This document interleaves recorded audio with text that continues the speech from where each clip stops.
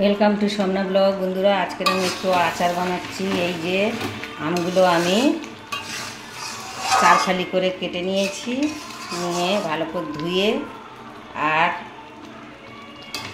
কড়াই তেল দিয়ে শুকনো লঙ্কা, 5 ফোড়ন, সর্ষে দিয়ে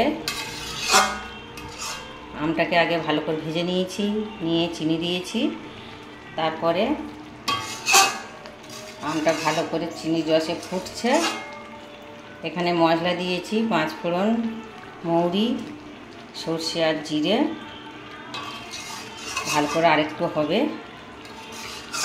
আর একটু রস টেনে গেলে তারপরে আমি নামিয়ে নেব। লাস্টে আবার একটু মশলা দেব।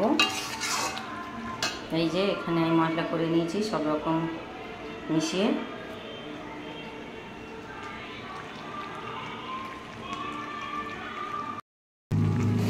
এবার আমি জালটা বন্ধ করে দেবো, ঠান্ডা হলে তারপরে ভেবে। এখানে আমি মশলা আগেও দিয়েছি, এখনও দিলাম 2 চামচ মতো, দিয়ে ভালো করে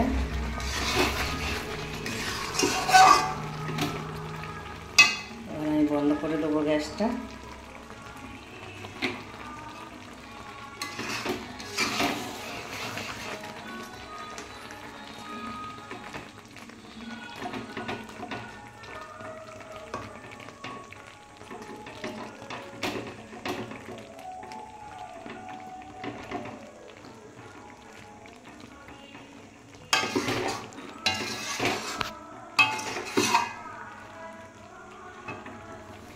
ঠান্ডা হলে এটা বয়মেতে ভরবো।